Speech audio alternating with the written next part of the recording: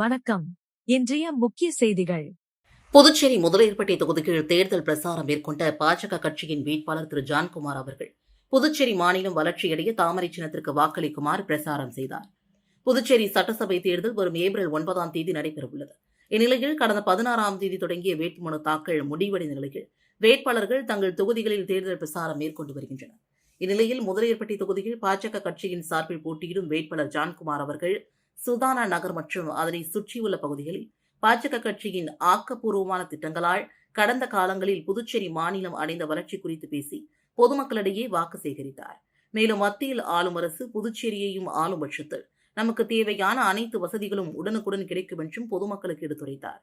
மேலும் தமக்கு தாமரை சின்னத்தில் வாக்களித்து பெருவாரியான வாக்குகள் வித்தியாசத்தில் வெற்றியடைய செய்ய வேண்டும் என்றும் பொதுமக்களிடம் அவர் கேட்டுக் கொண்டார். தான் வெற்றி பெற்றால் முதலியர்பேட்டை தொகுதியை புதுச்சேரிகள் முன்மாதிரி தொகுதியாக மாற்றி காட்டுவேன் என்றும் தனது தேர்தல் பிரசாரத்தில் பொதுமக்களிடம் தெரிவித்தார்.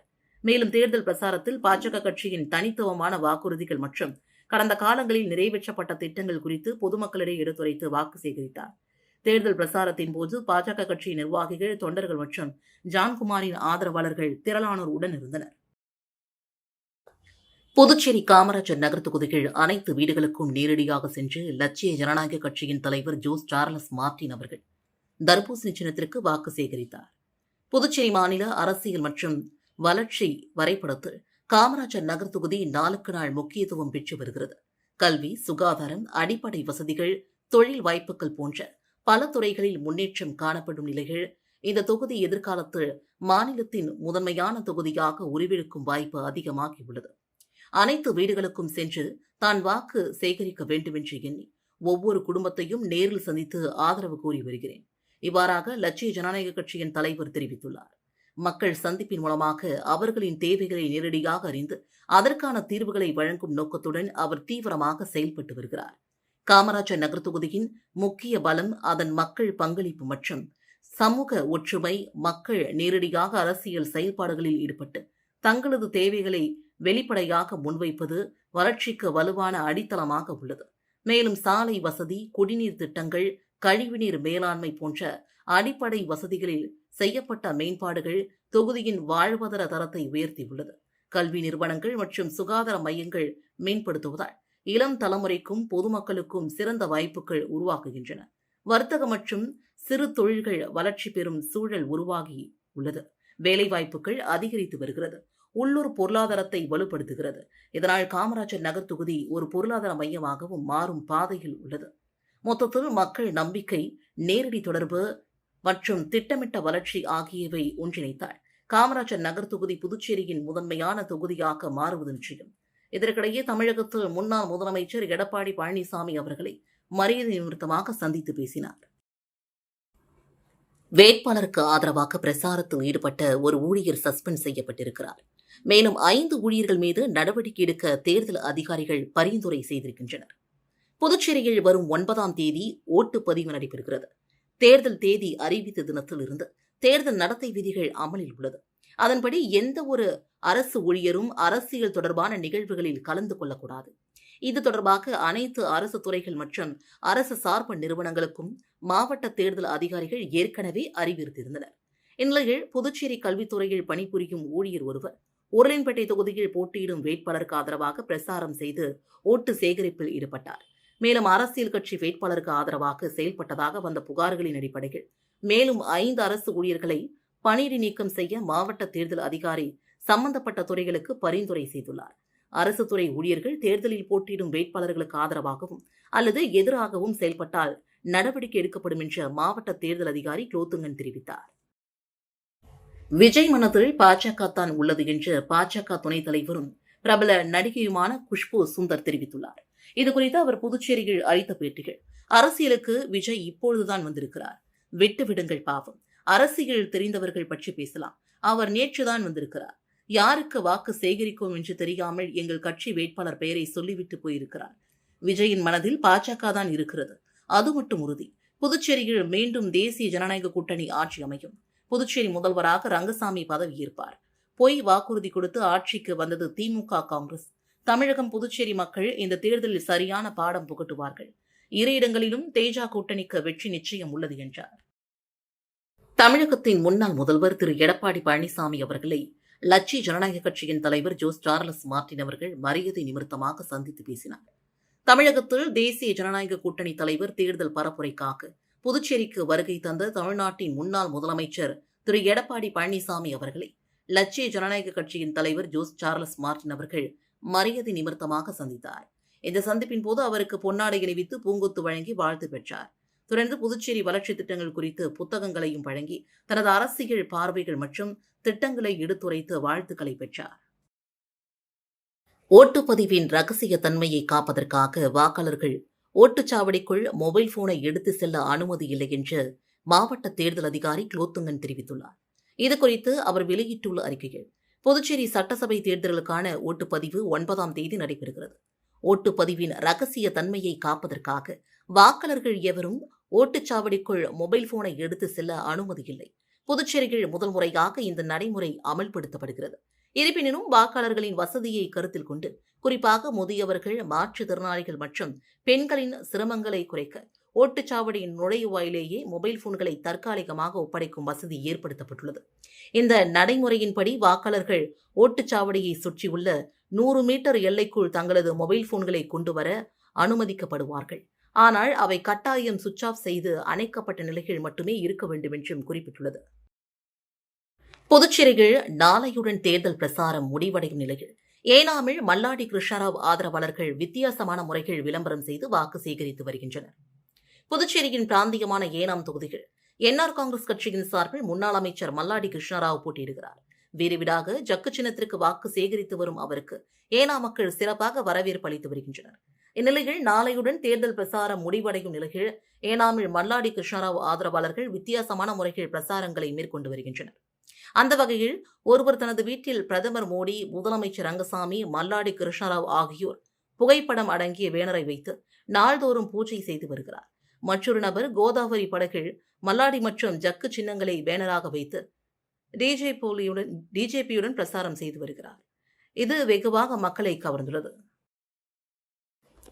முத்தியால்பேட்டை காங்கிரஸ் வேட்பாளர் அலுவலகத்தில் வருமான வரித்துறை மற்றும் தேர்தல் பறக்கும் படையினர் சோதனை செய்த சம்பவம் பரபரப்பை ஏற்படுத்தியுள்ளது. புதுச்சேரி முத்தியால்பேட்டை தொகுதியில் காங்கிரஸ் வேட்பாளராக ராஜேந்திரன் போட்டியிடுகிறார். இவர் இயக்குநர் அமீர் போதைப்பொருள் வழக்கில் கைது செய்யப்பட்டு ஜாமீனில் வெளியே வந்துள்ள ஜாஃபர் சாதிக் ஆகியோரின் நெருங்கிய நண்பர். இதனால் சினிமாவில் முதலீடு உள்ளிட்ட பல்வேறு தொழில்கள் செய்து வருகிறார். இந்நிலையில் இன்று காலை முதல் சென்னையில் உள்ள இயக்குநர் அமீர் இல்லம் அலுவலகத்தில் வருமான வரித்துறை சோதனை நடத்தி வரும் நிலையில் தட்டாஞ்சாவடி தொழிற்பேட்டையில் உள்ள ராஜேந்திரனின் அலுவலகத்தில் வருமான வரித்துறை மற்றும் தேர்தல் பறக்கும் படையினர் சோதனையில் ஈடுபட்டு வருகின்றனர். 15க்கும் மேற்பட்ட அதிகாரிகள் சோதனையில் ஈடுபட்டுள்ளனர். ராஜேந்திரன் நண்பர் வீட்டிலும் பணம் பறிமுதல் செய்யப்பட்டுள்ளதாக தகவல் வெளியாகியுள்ளது.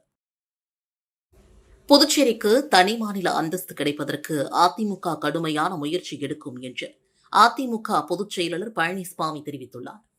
புதுச்சேரி சட்டசபை தேர்தலில் தேசிய ஜனநாயக கூட்டணிகள் அதிமுக சார்பில் உப்பளம் தொகுதி வேட்பாளர் அன்பழகன், உருளையன்பேட்டை வேட்பாளர் காந்தி ஆகியோரை ஆதரித்து அதிமுக பொதுச் செயலாளர் எடப்பாடி பழனிசாமி பிரசாரம் மேற்கொண்டார். அப்போது பேசிய அவர், புதுச்சேரியில் முதல்வர் ரங்கசாமி பல்வேறு திட்டங்களை கொண்டு வந்து நிறைவேற்றியுள்ளார். தேசிய ஜனநாயக கூட்டணியின் முதல் வேட்பாளரான அவர் கடந்த 5 ஆண்டுகள் சிறப்பான ஆட்சியை மக்களுக்கு கொடுத்துள்ளார். மத்திய மாநில அரசுகள் இணைந்திருந்தால்தான் புதுச்சேரி மக்களுக்கு தேவையான நன்மைகள் கிடைக்கும். பாஜ நிறைய தேர்தல் அறிக்கையை வெளியிட்டிருக்கிறது. மீனவ மக்களுக்கு மீன்பிடி தடைக்கால நிதி உயர்த்தி வழங்க நடவடிக்கை எடுக்கப்படும். புதுச்சேரிக்கு தனி மாநில அந்தஸ்து கிடைப்பதற்கு அதிமுக கடுமையான முயற்சி எடுக்கும். திமுக தலைவர் ஸ்டாலின் இங்கு தேர்தல் பிரசாரத்திற்கு வருவார். அங்கு கொள்ளையடித்தது பத்தாது என்று இங்கும் கொள்ளையடிக்க பார்க்கிறார். இங்கு மதுபான விற்பனை அதிகம் இருக்கிறது. அது ஸ்டாலினுக்கு கண்ணை உறுத்தி கொண்டிருக்கிறது. ஏன் தமிழகத்தில் அடிப்பதை புதுச்சேரி வந்து அடிக்கக்கூடாது என்று திட்டமிட்டுள்ளார். கண்ணுக்கு தெரியாத காட்சியிலும் ஊழல் செய்கின்ற ஒரே கட்சி திமுக. மத்தியில் 1,74,000 கோடி ரூபாய் கொள்ளையடித்த 2G ஸ்பெக்ட்ரம் ஊழல் நாட்டையே உலுக்கிவிட்டது. இந்திய நாட்டில் அத்தனை மாநிலத்திலும் தலைக்குனிய வைத்த கட்சி திமுக. புதுச்சேரி மக்களுக்கு நன்மை கிடைக்க அதிமுக பாடுபடும்.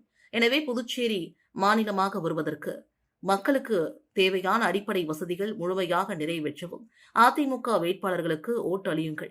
எங்களது கூட்டணி கட்சிகளுக்கு ஓட்டளித்து மீண்டும் நல்லாட்சி மலர நீங்கள் துணை நிற்க வேண்டும் என்றார். நெட்டப்பாக்கத்தில் குக்கர் சின்னத்தில் களம் காணும் வேட்பாளர் நாவரி கிருஷ்ணன் விளையாட்டு வீரர்களை ஊக்கப்படுத்தும் வகையில் அனைத்து கிராமங்களிலும் விளையாட்டு திடல் மற்றும் அனைத்து அரசு பணிகளுக்கும் பயிற்சி மையம் உருவாக்கப்படும் என்று வாக்குறுதி அளித்துள்ளார். புதுவையில் வருகின்ற 9ஆம் தேதி சட்டமன்ற தேர்தல் நடைபெறுகின்ற நிலையில் நெட்டப்பாக்கம் தொகுதியில் சுயேட்சை வேட்பாளராக களம் காணும் வேட்பாளர் நாவரி கிருஷ்ணன் துண்டு பிரசுரங்கள் வழங்கி கரையம்புத்தூர் பனையாடிக்குப்பம் கிராமத்தில் தீவிர வாக்கு சேகரிப்பு ஈடுபட்டார். மக்கள் தனக்கு வாய்ப்பளித்தால் நெட்டப்பாக்கம் தொகுதியில் விளையாட்டு திடல் மற்றும் அரசு தேர்வுகளுக்கு பயிற்சி மையங்கள் உருவாக்கப்படும் என்றும் தொடர்ந்து மணமேடு, சூரமங்கலம், ஏரிப்பாக்கம், நெட்டப்பாக்கம், மடுகரை, செம்படப்பேட்டை உள்ளிட்ட பல்வேறு கிராமங்களில் வாக்கு சேகரிப்பில் ஈடுபட்டார். புதுச்சேரி லாஸ்பேட்டை தொகுதியில் போட்டியிடும் என்ஆர் காங்கிரஸ் வேட்பாளர் VP சிவக்கொழுந்துவை ஆதரித்து முதலமைச்சர் ரங்கசாமி பிரசாரம் மேற்கொண்டார். புதுச்சேரி லாஸ்பேட்டை தொகுதியில் என்ஆர் காங்கிரஸ் சார்பில் முன்னாள் சபாநாயகர் VP சிவக்கொழுந்து போட்டியிடுகிறார். அவருக்கு ஆதரவாக அந்த கட்சியின் தலைவரும் முதலமைச்சருமான ரங்கசாமி திறந்த வாகனத்தில் சென்று ஜக்கு சின்னத்திற்கு வாக்கு சேகரித்தார். கிழக்கு கடற்கரை சாலை மடுபேட் சந்திப்பில் தொடங்கி ஐயனார் கோவில் சந்திப்பு, பெத்திச்செட்டைப்பேட்டை, சுப்பிரமணிய சுவாமி கோவில் வீதி, சாந்தா நகர், மூகாம்பிகை கோவில் வீதி சந்திப்பு, உழவர் சந்தை, நேதாஜி சுபாஷ் சந்திரபோஸ் சிலை சந்திப்பு, குறிஞ்சி நகர், நீர்த்தேக்க தொட்டி சந்திப்பு உள்ளிட்ட பகுதிகளில் வீதி வீதியாக சென்று ஓட்டு கேட்டார். பிரசாரத்தின் போது சப்தகிரி அறக்கட்டளை பொறுப்பாளர் VPS ரமேஷ்குமார், என்ஆர் காங்கிரஸ், பாஜக கட்சி, அதிமுக, பாமக, LJK கட்சி நிர்வாகிகள் மற்றும் ஸ்ரீ சப்தகிரி அறக்கட்டளை நிர்வாகிகள் பலரும் கலந்து கொண்டனர். புதுச்சேரி உலைன்பட்டி தொகுதியில் NDA கூட்டணி அதிமுக வேட்பாளர் காந்தி சுப்பையா நகரில் வீடு வீடாக சென்று இரட்டை இலை சின்னத்திற்கு வாக்கு சேகரித்தார். புதுச்சேரி உருளையன்பட்டி தொகுதியில் தேசிய ஜனநாயக கூட்டணியில் அதிமுக சார்பில் போட்டியிடும் வேட்பாளரான அதிமுக மாநில துணை செயலாளர் காந்தி இன்று சுப்பையா நகர் மற்றும் அதனை சுற்றியுள்ள பகுதிகளில் வீடு வீடாக சென்று வாக்காளர்களிடம் துண்டு பிரசுரங்களை வழங்கி இரட்டை இலை சின்னத்திற்கு வாக்களிக்க தீவிர வாக்கு சேகரிப்பில் ஈடுபட்டார். மேலும் கஞ்சா, போதைப் பொருட்களால் சீரழிந்துள்ள தொகுதியை மீட்பேன் என்று வாக்குறுதி அளித்து இரட்டை இலை சின்னத்திற்கு வாக்கு சேகரித்தார். பிரசாரத்தின் போது தேசிய ஜனநாயக கூட்டணி கட்சிகளான பாஜக, என்ஆர் காங்கிரஸ் மற்றும் அதிமுக நிர்வாகிகள் உடனிருந்தனர். நெட்டப்பாக்கம் தொகுதி காங்கிரஸ் வேட்பாளர் அன்பரசன் மடுகரை கிராமத்தில் வீடு வீடாக சென்று கைச்சின்னத்திற்கு தீவிர வாக்கு சேகரிப்பில் ஈடுபட்டார். புதுவையில் வருகின்ற 9ஆம் தேதி சட்டமன்ற தேர்தல் நடைபெறுகின்ற நிலையில் ஐக்கிய முற்போக்கு கூட்டணி கட்சியின் நெட்டப்பாக்கம் தொகுதி காங்கிரஸ் கட்சியின் வேட்பாளராக அன்பரசன் களம் காண்கிறார். நெட்டப்பாக்கம் தொகுதியில் பல்வேறு குற்றச்சாட்டுகளை முன்வைத்தார். தற்போதுள்ள தொகுதி சட்டமன்ற உறுப்பினர் ராஜவேலு 1000க்கும் மேற்பட்ட மாணவ மாணவிகள் படிக்கும் சூரமங்கலம் பள்ளிக்கு அருகில் ரெஸ்டோபார் கொண்டு வருவதற்கு உறுதுணையாக இருந்துள்ளார் என்று குற்றம் சாட்டினார். தொடர்ந்து ஏரிப்பாக்கம், நத்தமேடு, கரியமாணிக்கம், நெட்டப்பாக்கம் உள்ளிட்ட கிராமங்களுக்கு சென்று கைச்சின்னத்திற்கு வாக்கு சேகரித்தார். இத்துடன் செய்திகள் நிறைவடைந்தன. வணக்கம்.